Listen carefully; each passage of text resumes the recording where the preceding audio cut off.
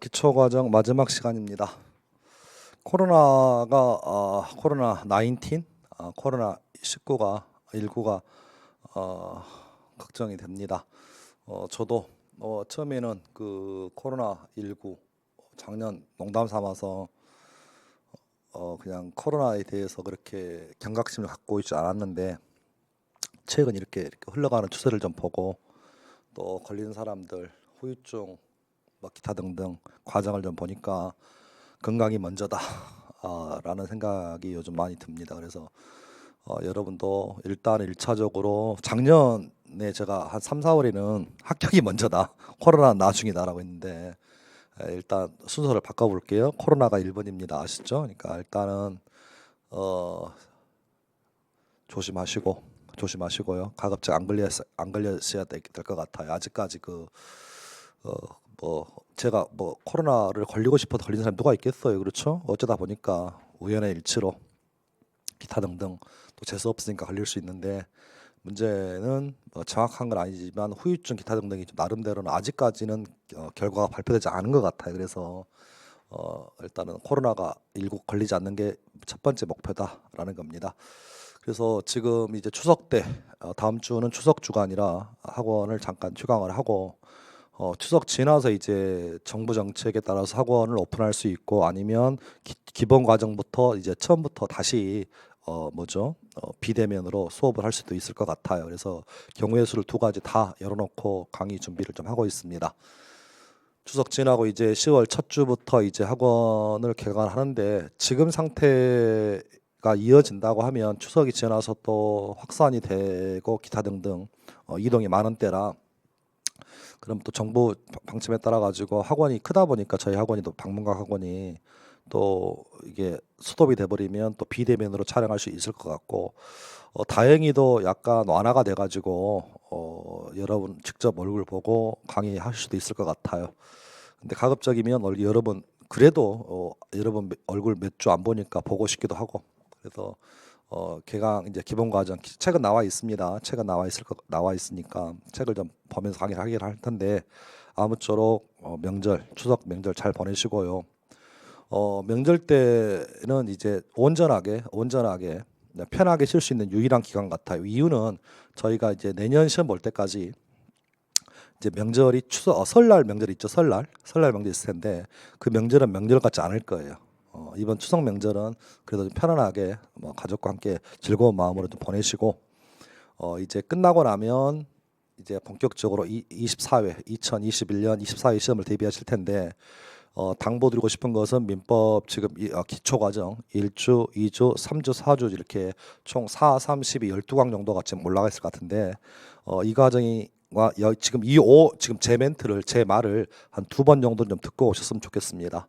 여러분 원하시는 1.6, 1.8배속으로 동영상을 돌려놓고 보면 지금 40분 이내에서 제가 강의를 끊고 있어요. 실은 의도적으로 빨리 좀 듣고 빨리 두 번 정도는 좀 들을 수 있도록 그래서 이게 당연한 얘기를 하는 것 같지만 생각보다는 이게 몸에 좀 배어 있어야 돼요. 몸에 배어 있어야 돼. 강의 규정의 의미가 뭔지, 사적 자체가 의미가 뭔지, 그렇죠. 이런 것들이 이제 몸에 배어 있지 않으면 1년 동안 쉽지 않다. 입증 책임 관련해서 추정 간주를 구별하지 못하면 1년 동안 쉽지 않습니다. 추정이 왜 나오느냐, 반대 증거가 왜 나오느냐 이런 생각적인 것을 이 법적인 의식을 몸에 배어 있지 않으면 1년 동안 힘들어집니다. 그래서 최소한 두 번 정도는 듣고 10월 10월 둘째 주에 개강하는 추석 끝나고 개강하는 기본 과정에서 좀 뵙기를 희망합니다. 이제 지난주에 2차 시험이 끝났습니다. 생각보다 생각대로 점수가 두 달 하고도 60점, 70점, 80점이 나왔다고 하는 걸 봐서는 그렇게 어렵게 나온 것 같지는 않아요. 저도 직접 제가 2차 시험을 보지 않고 또 강의를 하지 않아서 어떻게 나왔는지는 정확히 모릅니다만은 1차 시험 붙고 동차생들 우리 학원 동차생들 말에 의하면 선생님 저 78점 나왔어요. 저 80점 나왔습니다. 복귀 90점 나왔습니다. 물론 점수가 안 나온 분도 계시죠. 선생님 저 평균 60점에서 한 문제 부족해요. 등등 이런 걸로 봐서는 그렇게 어렵게 나온 것 같지는 않아요. 관건은 이제 내년 시험도 아마도 1차가 관건일 거예요. 1차를 어렵게 2차는 상대적으로 수월하게. 그렇게 해야 어찌 보면 우리 시험이 맞는 것 같아요. 보통 시험처럼 1차를 쉽게 2차를 어렵게 줘버리면 우리 아우성 돼요. 아우성 돼요. 그러니까 어찌 보면 난이도 체결 적정선은 아마도 당분간은 1차는 어렵게, 2차는 좀 쉽게. 그래서 1차 합격률은 한 5% 이내, 2차 합격률은 한 7, 80% 이내 이렇게 만들어줄 것 같으니까 이제 세 과목이다 보니까 이게 두 과목 1차가 두 과목이고 2차가 세 과목인 시험하고 1차가 세 과목인 시험과 2차가 두 과목 시험이 약간 달라요. 개념이. 그래서 우리는 1차가 세 과목이다 보니까 1차 위주로 공부를 좀 했으면 좋겠습니다. 추석이 지나고 나면 이제 본격적으로 2021년 24회 시험을 위해서 이제 시작합니다. 그러니까 마음 자세를 다 잡으시고, 생각보다 과정이 길고 과정이 어렵습니다. 재미 위주로 강의를 하고 있긴 하지만 기본 과정 들어가면 굉장히 범위 넓어지고 수많은 판례를 볼 것이고 수많은 민법적인 마인드를 쌓게 될 거예요. 근데 하루아침에 점수가 나오는 과목이 아니다 보니까 모든 과목이 다 그렇겠습니다만은 인내심을 가지시고 저를 믿으시고 기본 과정을 끝까지 다 들으시고, 그렇죠? 그리고 내년을 맞이하시면 훨씬 내년이 수월할 거예요. 지금은 수업을 듣고 나서 모르겠다 이런 얘기를 하지 마시고 수업을 듣는 게 전부다. 아무리 하찮게 제가 농담 삼아서 얘기해도 저 새끼 얘기는 목소리 자체가 듣기 싫어. 목소리 자체가 마음에 안 들어. 그리고 농담이 너무 나하고 맞지 않아. 뭐 기타 등등 하시더라도 끝까지 완강하셨으면 좋겠습니다. 나 그 내용 아는데 몰라서 지금 앉아 계시는 거예요 지금. 그러니까 다 쓸데없는 얘기 같지만 다 나중에 시험 봤을 때 다 피가 되고 살이 되는 그런 얘기들이니까 허투루 듣지 마시고, 다만 정확하게 제가 하는 얘기를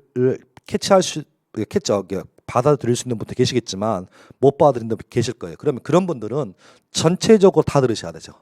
이해를 하든 못 하든 간에서. 그래서 제가 첫 시간 첫 개강할 때 얘기한 것처럼 완강이 제일 중요하다. 완강이 제일 중요하니까 그런 맥락으로 다다음 주부터 이제 시작을 했으면 좋겠습니다.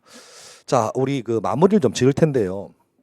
예를 들어서 상속이라는 것과 유언이라는 것과 유언의 일종인 유증이라는 것과 요 정도는 좀 구분을 해가지고 공부를 좀 했으면 좋겠어요. 상속하고 유증을 같은 개념으로 이해하시는 분이 꽤 많아요 지금. 상속과 유증은 유증은 뭐냐면 좀 풀어 쓸게요. 유언으로 증의하는 거예요. 그래서 유증이라 부릅니다. 그렇죠? 유언은 여러 가지 유언이 있잖아요. 유언은 돌아가실 때 나 죽거들랑 아빠의 평생의 소원이 네가 담배 끊는 것이다. 담배 끊어라. 담배 끊어라. 담배 끊어라. 또 내지는 뭐 유언 참 많아요. 그렇죠? 예를 들어서 너희 부부 사이가 안 좋은데 내가 죽더라도 너희들 이혼하지 말아라. 가정에 형제들 간에 싸우지 말아라. 유언이잖아요. 근데 이 유언 중에 돈을 주는 게 있어. 내가 죽거든. 내 이 아파트는 큰아들에게, 저쪽 빌라는 둘째 딸에게, 저기 경기도에 있는 땅은 토지는 막내 아들에게. 이거 유언이잖아요. 근데 이 유언 중에서 재산으로 하는 걸 이걸 유증이라 불러요 지금. 이해하셨나요 지금? 근데 여기서 문제. 자, 우리가 최근에 제가 별로 할 일이 없어가지고 책을 좀 이렇게 상식적인 책, 예전에는 그 상식이라고 하는 것을 굉장히 제가 이렇게 별로 등한시했어요. 실은 제가 보기에는 어떻게 보일지 모르겠지만 술도 잘 마실 것처럼 보이지만 술 못합니다. 소주 한 3잔 먹으면 취해서 잡니다. 두 번째는 나름대로 경제관념이 있는 것처럼 보이지만 돈에 대해서 굉장히 허술해요. 굉장히 허술합니다. 펑펑 씁니다. 100만 원 벌면 1000만 원 쓰는 스타일이에요. 제가 앞뒤 가리지 않고 씁니다. 카드값 생각 안 해봤어요. 물론 어떻게 살아가긴 하지만 그래서 경제관념이 별로 없어요. 근데 요즘 최근에는 이제 요즘 꼭 매일매일은 아니지만 한 번씩 적기 시작했어요. 이게 너무 경제관념이 없다 보니까 뭐에 썼구나, 내가 한 달에 쓰는 돈이 얼마구나 라는 것을 지금 파악하고 있습니다. 그 이유는 역으로 얘기하면 제가 돈벌이가 안 된다는 얘기죠. 예를 들어서 돈벌이를 많이 할 때는 별로 신경 쓰지 않았어요. 어차피 돈 벌면 될 건데. 근데 요즘은 나이가 들어서 잴 수 있는데 이제 한계가 오다 보니까 이제는 하나씩 적습니다. 한 달에 얼마 나가는구나. 한 달에 얼마 버는구나. 얼마 왔으면 써야겠다. 근데 그렇게 하는 중에 요즘 이제 세법 관련 이 책을 좀 보는데 대한민국의 상속세를 내시는 분이 물론 우리 부모님도 다 돌아가시죠. 여러분 부모님 마찬가지일 거고 그렇죠. 태어난 얘들만큼 이제 돌아가실 분인데 돌아가셨을 때 부모한테 물려받았을 때 내는 게 상속세인데요. 상속이라고 하는 것 자체가 굉장히 좀 우리하고는 거리가 멀어요. 그리고 상속세를 내는 사람은 굉장히 드뭅니다. 이유는 10억 범위 내에서는 다 10억인가 12억 9억인가는 다 상속을 받아도 비과세예요. 비과세입니다. 근데 이게 한 10매당 넘어가야 상속세라는 세금을 물리게 되는데 과연 우리 부모님들 중에서 그만한 재산을 물려주고 돌아가시는 자제분이 있겠느냐라는 거예요. 물론 있을 수 있죠. 근데 저하고는 거리가 멀어가지고 저는 그동안 상속세에 대해서 별로 관심을 두지 않았어요, 실은. 근데 요즘 이제 가만히 이제 하는 일도 있고 그래가지고 상속세에 관련돼서 이제 책을 좀 읽다 보는데 어쨌든 간에 각설하고 상속이라고 하는 것은 부모님이 돌아가실 때요 유언을 하지 않고 돌아가시는 거예요, 지금. 그러면 이런 얘기잖아요. 예를 들어서 갑이라는 요 분이 집이 한 채 있더라. 이 집이 을이라는 아들 상속인에게 돌아갈 수 있어요. 그러면 이때 용어 정의합니다. 을을 아들이라고 칩니다. 아들이라고 칩니다. 아들을 상속 받았으니까. 근데 그러면 이때 돌아가신 아버지를 뭐라 부를 것이냐? 한자로 피 상속인이라 불러요. 그래서 우리는 최소한 이 정도의 우리 판례가 나오면 용어는 좀 구분을 하셔야 돼. 피상속인. 그래서 법을 배웠으니까 피상속인이 누구냐? 돌아가신 아버지를 뜻한다. 아버지를. 그리고 상속받는 사람을 상속인이라 부른다. 이걸 반대로 생각하시는 분이 굉장히 많습니다. 법을 우리 민법을 배우든 안 배우든 간에 또 배웠어도 합격을 한 사람들도 헷갈리는 경우가 있어. 그러니까 상속을 받는 사람을 상속인이라 부르고 상속을 해주는 사람을 피상속이라 부른다. 그래서 제가 앞에 피자가 붙으면 당할 피예요. 당할 피. 상속을 당해. 피가 뭐라고? 당할 피라고. 당할 피. 피박이 뭐예요? 피박이 뭐예요? 요 같은 피자거든요. 피박. 박을 당하는 거지. 피고 고소를 당하는 거잖아요. 그러니까 앞에 피자가 붙으면 당하다의 개념으로 보시면 돼. 피의자 들어보시죠. 피의자 의심을 당해. 사람 죽였다라고. 피의자. 피고 고소를 당해. 피박 박을 당해. 이해하시나요 지금? 피상속인 상속을 당했어. 상속을 당했다고. 상속을 당해. 내 거 넘어갔다는 거지. 상속을 당한 사람 피상속인. 앞으로 피상속인은 돌아가신 망자예요. 피상속인 재산이 아들에게 상속이 돼. 이걸 상속이라 불러요. 상속. 그러면 결론. 상속인은 아버지 집에 대한 소유권을 취득합니다. 끝. 대부분 이렇게 넘어와요. 근데 이럴 수 있어. 아버지가 돌아가시기 전에 병이라는 사람한테 내가 죽거들랑 이 재산을 내 아들에게 주지 말고 나 아팠을 때 똥을 치워준 오줌을 가려준 옆집 아줌마에게 주라. 고생했다 라고 유언할 수도 있잖아. 유증할 수 있잖아. 그러면 병이라는 그 간병인이 요 집에 대한 소유권을 취득합니다. 결론. 자 보세요. 요 갑이란 분이 아버지가 어쨌든 간에 돌아가셨다. 그 결과 병이 소유권 취득하는 결과가 발생했다. 다른 말로 법률의 효과라는 게 발생을 한다. 그러면 이런 효과를 발생하려면 원인이 있어야 한다. 원인이 있어야 한다. 이 원인 중에 하나는 뭐 상속이 있고 하나는 유증이 있다고요. 그런데 양자의 본질의 차이는 뭐냐면 아버지가 나 죽거들랑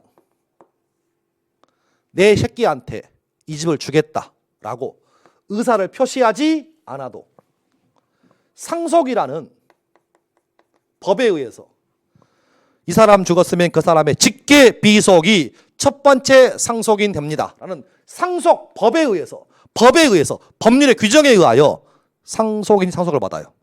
그런데 유증은 나 죽거들랑 내 집을 내 새끼에게 주지 말고 나를 간병해준 간병인 아줌마에게 줘라 라고 유언으로 의사를 표시해서 가버리면 이때는 병이나 간병인이 소유권을 취득합니다. 그러면 상속과 유증은 어마어마한 차이를 보이네요. 원인은 상속과 유증이지만 결론은 같지만 원인에 의하면 상속은 의사표시가 아니라 법에 의해서 취득하는 거고 유증은 당사자가 원해서 야 법이 뭔 법이야 필요 없어 내 새끼들에게 재산을 줘봤자 새끼들 망치는 꼴이야 나 이 재산 사회에 기부하겠대 라고 유언할 수도 있잖아요. 그러면 법에는 그 사람이 죽으면 새끼에게 넘어가. 그런데 아버지가 새끼에게 주지 말고 사회에 기부하겠다 라고 하면 법이 먼저야 당사자 의사가 먼저야. 당사자 의사대로 가시라고. 이걸 우리가 1주차에서 사적 자치라고 부른다고요. 이해하셨나요? 저 법은 임의 규정이니까 내 의사가 먼저죠. 이해하셨나요 지금? 근데 아버지가 의사를 표시 안 하고 죽었어. 누구한테 줘라라고 표시 안 하고 죽었어. 그러면 또 분쟁이 생기잖아. 그러니까 법에서 1순위가 누구다? 직계 비속이다. 2순위가 누구다? 직계 존속이다. 3순위가 누구다? 형제자매다. 없으면 사촌이다라고 법에서 명시하고 있는 거예요. 혹시나 분쟁이 생길 때를 대비해가지고. 제 말 이해하셨죠? 자, 이럴 수 있다. 그러면 상속과 유증은 어마어마한 차이를 보이는 거예요 지금. 그럼 상속은 의사표시가 아니라 법에 나와 있는 거라고. 법률의 규정이라고요. 그런데 유증은 요건 의사표시잖아요. 이해하셨나요 지금? 자, 그런 맥락 기억하시라고 지금. 그래서 자 쉽게 표현하면 효과를 발생하는 과정에서 의사표시가 아님에도 불구하고 효과가 발생하는 경우도 있다. 우리는 앞으로 이것을 법률의 규정이라고 불러보자. 이에 비해서 의사표시에 의해서 효과를 발생하는 것을 우리는 앞으로 법률 행위다라고 이름을 붙자라고 합니다. 그래서 민법에서 제일 중요한 개념이 이 개념이 지금 법률의 규정에 의해서 법률의 효과가 발생할 수도 있고 법률 행위에 의해서 법률의 효과가 발생할 수 있다. 즉 결론은 효과 발생인데 그 원인에 있어서는 원인을 두 가지로 분류합니다. 하나는 법률의 규정과 법률 행위로 구분합니다. 그러면 법률의 규정은 뭐냐면 법률 행위가 아닌 거예요. 즉 다른 말로 의사표시가 아닌 거야. 의사를 표시하지 않았음에도 불구하고 법 정책적으로 이렇게 하세요라고 하는 겁니다. 그래서 법률의 규정에 의한 효과 발생. 두 번째는 법률의 규정의 효과 발생이라고. 그러면 보셔봐. 이 효과 발생을 저식대로 표현하면 이렇게 표현하는 거예요. 지금 소유권을 취득하는 원인도 법률의 규정에 의해 소유권을 취득할 수 있고요. 법률 행위에 의해 소유권을 취득할 수 있어. 지금 이해하셨나요? 그러면 선생님 법률 행위는 뭡니까? 법률 행위는 의사표시를 필수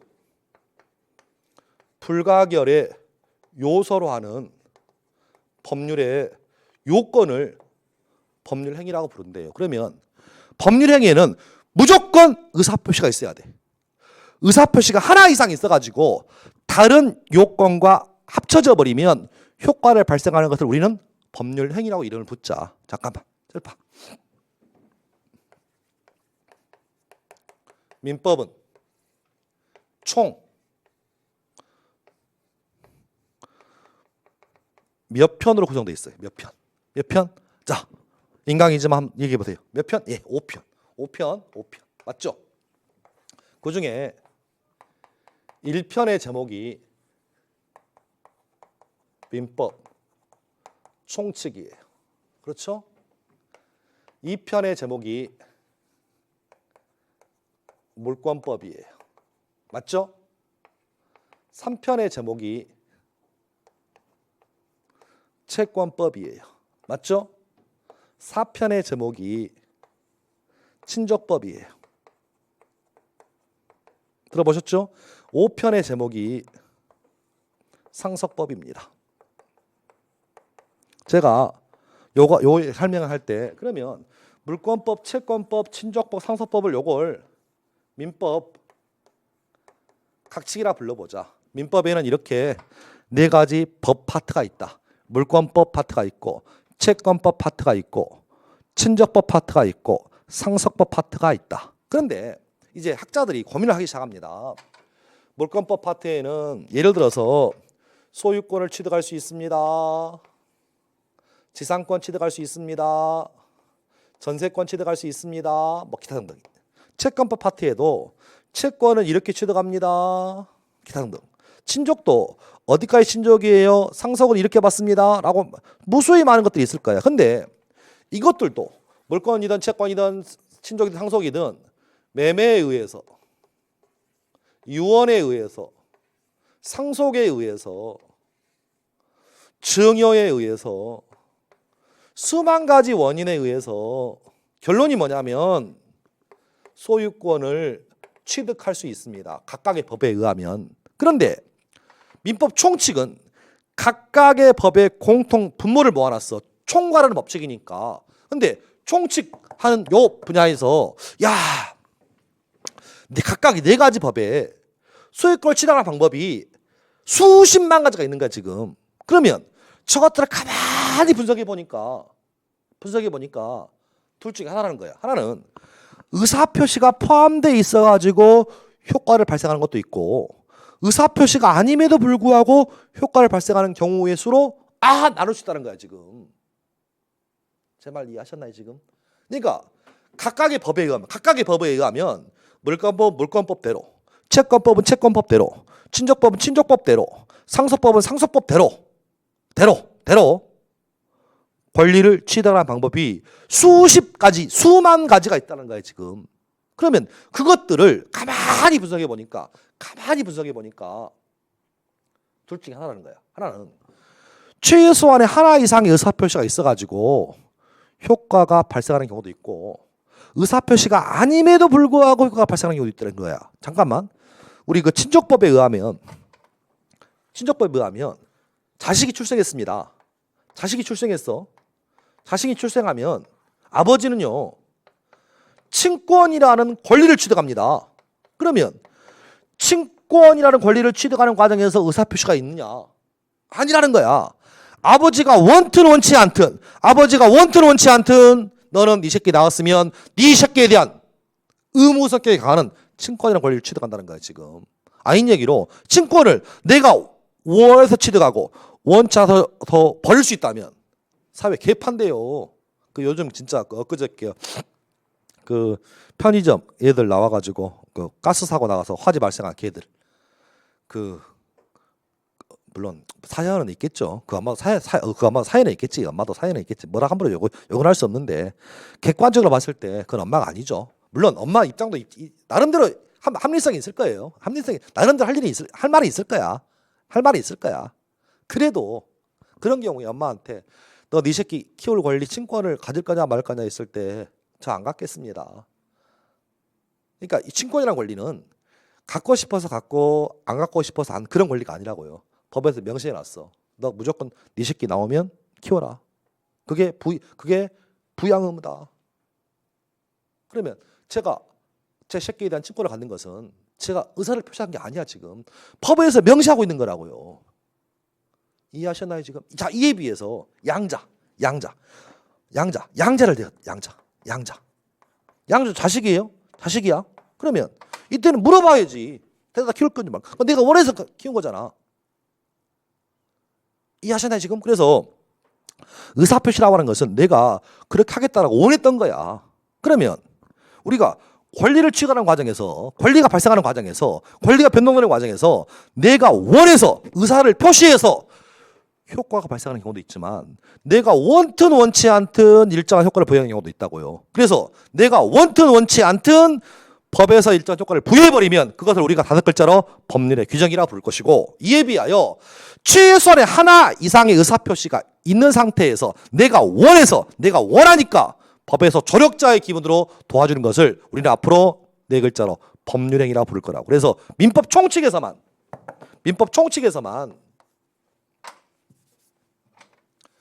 법률행위라는 듣도 보도 못한 얘기가 나옵니다. 각각의 법에서는 법률행위가 안 나와요. 즉 각각의 법에서는 그 법에 맞는 특유한 단어가 나와. 그런데 민법 총칙에서만 있는 특수 용어예요. 법률행위는. 즉 민법 총칙의 성격이 각각의 법을 다 아우를 수 있고 다 총괄할 수 있는 새로운 단어를 만들어보자. 그래서 독일학자들이 만들어낸 새로운 법 용어인데요. 그래서 나오는 법률 용어가 법률행위예요. 지금 법률행위라고 하는 것은 최소한의 칠판 법률행위의 개념이 의사표시를 필수 불가결의 요소로 하는 법률 요건이라고. 그러면 따라서 법률행위는 최소한 하나 이상의 의사표시가 있어야 돼. 두 개 있을 수 있고 세 개 있을 수 있다고 지금. 그래서 법률행위라고 하는 것은 의사표시를 매개로 해서 효과를 발생하는 것을 다 법률행위라고 이름을 붙자. 아 그러면 질문. 자 칠판 보셔봐. 시험은 이거예요. 상속은 법률행위인가요? 아니라고요. 법률의 규정이라고요. 유증은 법률행위입니까? 유증은 법률행위입니다. 의사표시 있잖아. 그래서 상속과 유증은 결론은 같을 수 있어. 아버지가 돌아가시면 나한테 소유권을 취득하는 결론은 같을 수 있는데 과정이 틀려요. 원인이 틀려. 법률 행위에 의한 것인지 법률의 규정에 의한 것인지는 천차만별입니다. 그래서 유증은 법률 행위이고요. 상속은 법률의 규정입니다. 그런데 이것도 구별하지 못한 상태에서 그것이 법률 행위인지 법률의 규정인지를 구분하지 못한 상태에서 시험 보시는 수험생이 2만 명 중에 15,000명 이상이에요. 진짜 농담 아니야. 굉장히 심각합니다. 그러니까 최소한 상속과 유증은 개념이 다르다. 상속은 다섯 글자 법률의 규정이고 유증은 법률 행위입니다. 유증은 뭐라고? 법률 행위다. 물론 우리는 유언이라는 얘기를 안 써요. 우리는 왜냐하면 친족법을 안 배우거든요. 안 배우는데 유언의 일종인 유증은 기억. 유언으로 주게 하는 거야. 나 죽거들랑 저 아파트 둘째에게 주겠다. 나 죽거들랑 큰놈 둘째 빼고 나를 늙음하게 케어해준 막내 딸에게 주겠다. 등등. 유언은 의사를 표시한 거야. 상속은 의사를 표시하는 거야. 그럼 우리는 우리 같은 경우, 저 같은 경우는 아마 아버지가 그렇게 재산가는 아니기 때문에 그냥 상속 받을게. 상속. 왜? 그렇게 뭐 줄 게 없어? 기타 등등. 그러니까 우리 같은 경우는 그 유증을 받을 일이 별로 없다고 보시면 돼요. 우리 보통 사람이 대부분 상속 받죠. 재산이 한 100억, 200억 있으면 이때는 머리 아파지죠. 그때는 이제 형제가 나면 형제도 필요 없죠. 그렇잖아요. 그냥 그런 맥락이긴 하지만 그래도 효과는 비슷해도 엄청난 차이를 보인다. 꼭 좀 구분했으면 하는 질문이고. 자 그러면 이제 봅니다. 예를 들어서 이런 거잖아요. 자 보세요. 예를 들어서 매매계약을 체결해요. 매매계약에 의해서 소유권을 취득합니다. 그러면 매매계약은 법률 행위입니까? 법률의 규정입니까? 이렇게 물어본다고. 법률 행위라고요. 왜? 매매계약에는 청약의 의사표시와 승낙의 의사표시 두 개 들어가 있잖아. 제 말 이해하셨나요 지금? 그래서 그런 맥락을 기억하시라고. 그래서 자 이제 결론.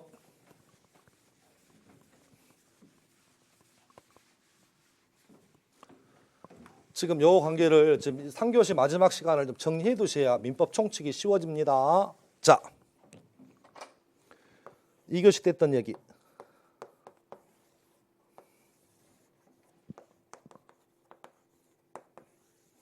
원인에 의해서 결과가 발생한다. 그럼 이 원인을 우리는 뭐라고 부를 것이냐? 이 원인을 법률 요건이라고 칭해보자. 법률 요건이 충족이 되면 법률의 효과라는 게 발생을 한다.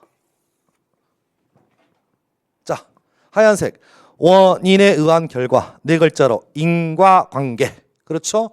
법률 요건이 충족이 되면 효과를 발생시킨다. 그럼 여기서 효과를 발생시키는 법률 요건에는 무엇이 있느냐? 둘 중에 하나예요. 하나는 그 유명한 사자성어 법률 행위에 의해서 효과를 발생할 수 있고요. 두 번째는 법률의 규정에 의해서 효과를 발생할 수도 있습니다. 그래서 효과를 발생하는 원인에는 둘 중에 하나입니다. 하나는 법률 행위에 의해서 효과를 발생할 수 있고, 두 번째는 법률의 규정에 의해서 효과를 발생할 수도 있다라고 보시면 돼. 민법은 더 이상 논에 없습니다. 예외 없어. 무조건 둘 중에 하나야. 자, 결론 한번 볼까요? 자식이 태어나면 친권이라는 권리가 발생합니다. 친권의 발생은 법률 행위, 법률의 규정, 법률의 규정에 의한 친권이에요. 법률 행위 있을 수 없어. 이해하셨나요? 또 다른 말로 표현할게요. 자, 소유권을 취득하는 것은 법률 행위일 수 있고 법률의 규정일 수 있어요. 왜냐하면 매매 계약은 법률 행위 맞죠? 청약 승낙이니까. 상속은 법률의 규정이잖아. 그러니까 그 경우의 수를 따져야 한다고. 그 경우의 수를.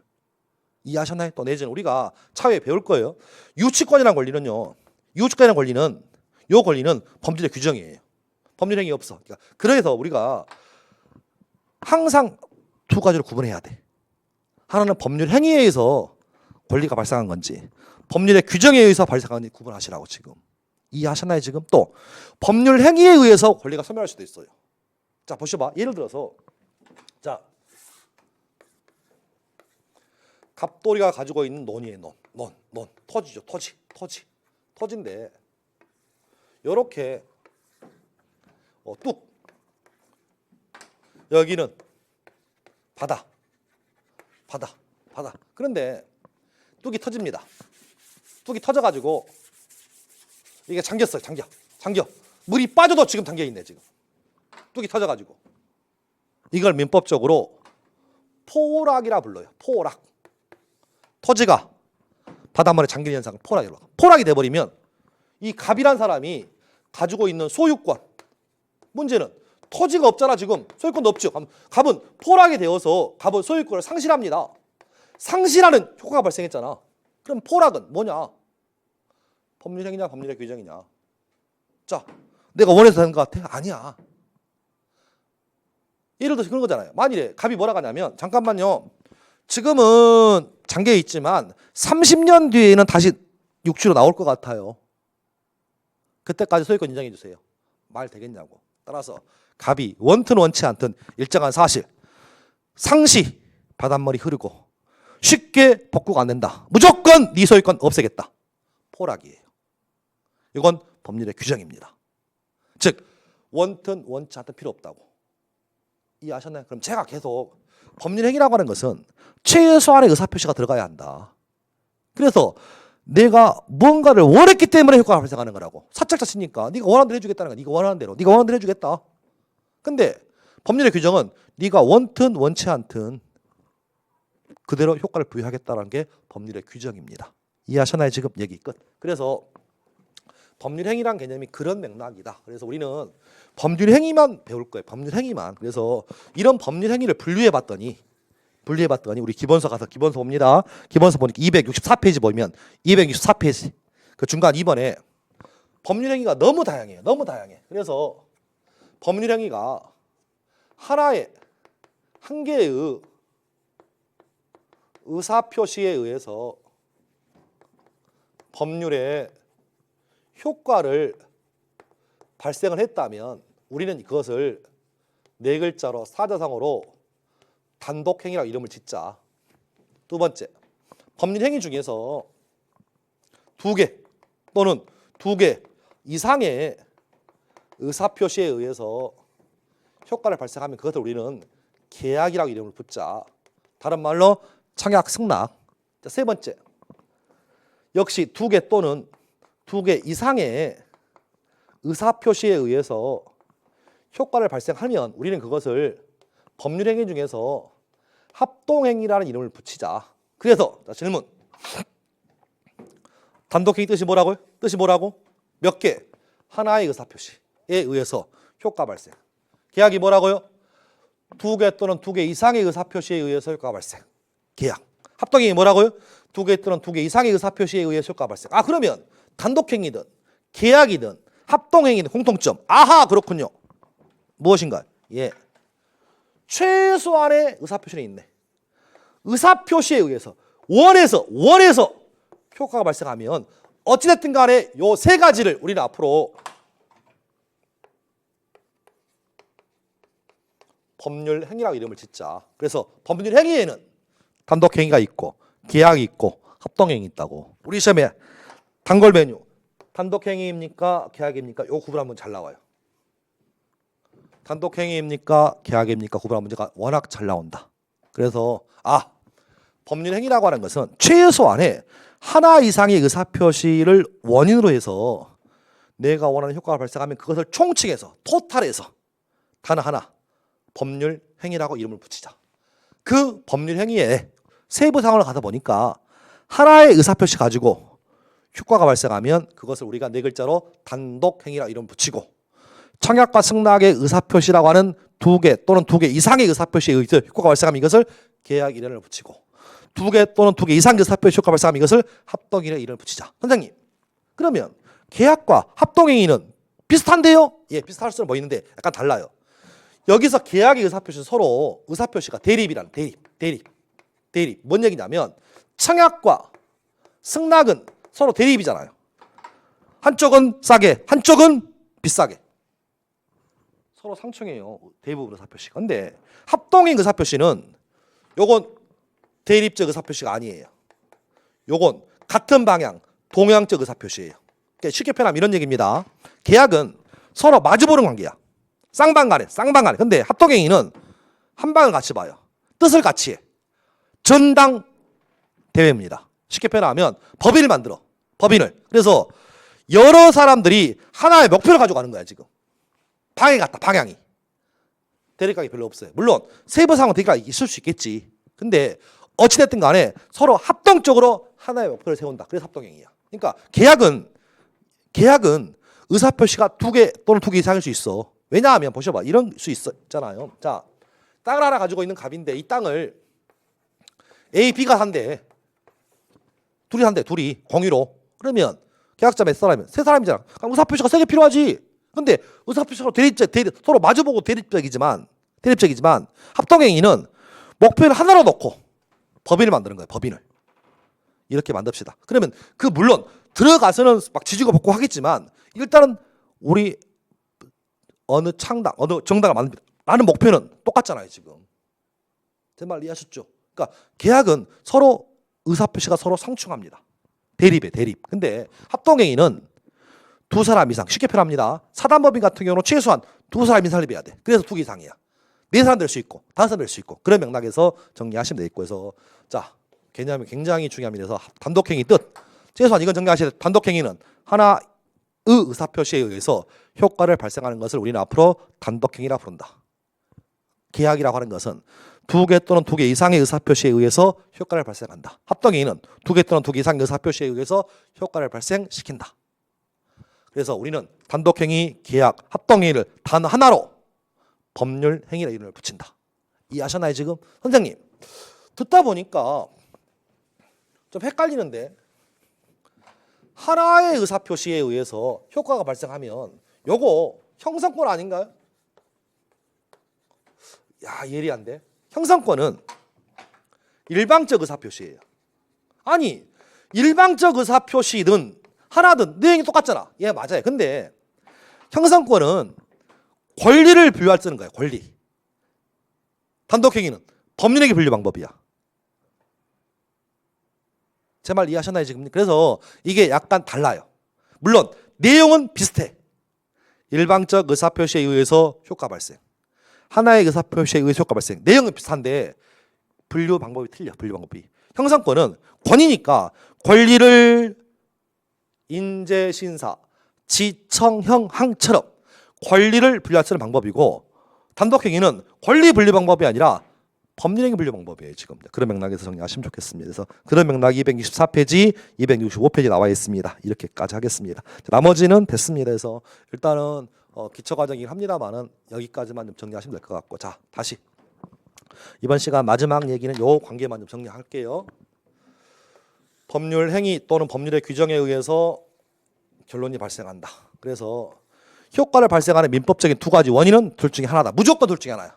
법률 행위 아니면 법률의 규정이라서 우리 시험에 40개 중에서 최소한 한 문제 독자적으로 나올 수 있습니다. 다음 중 법률 행위인 것과 법률의 규정을 구분해라. 그래서 이게 생각보다 쉽지 않아요. 쉽지 않아. 법률 행위와 법률의 규정은 공통점, 효과를 발생한다. 다른 점, 법률 행위는 의사표시를 매개로 해서 효과를 발생시키지만 법률의 규정은 의사표시가 아니다. 이 정도 뜻은 정리하시면 되겠습니다. 자, 이렇게 해서 기초과정을 좀 마무리할게요. 그래서 기초과정은 더 이상 하지 않겠습니다. 나중에 다 해야 될 거니까 보시고 이제 다시 아까 이게 다시 첫 교시에 했던 얘기 다시 할게요. 추석 때는 잘 보내시고 추석 지나고 또 시간이 있잖아요. 그래서 다른 과목도 있긴 하겠습니다. 민법은 오늘 동영상 끝나고 이제 2주 정도 시간이 남으니까 12시간인 12강이니까 40분을 1.6로 놓고 들으면 그렇게 제가 봤을 때는 12강이니까 한 7시간이면 완강이 돼요. 7시간 완강이 돼요. 7시간 정도면 하루 정도면 투자할 수 있잖아요. 그렇죠? 그러면 이틀 정도만 투자해서 2번 정도 듣고 우리 기본 과정에서 뵙겠습니다. 코로나 조심하시고 명절 잘 보내시기 바랍니다. 기본 과정 때 뵙겠습니다. 감사합니다.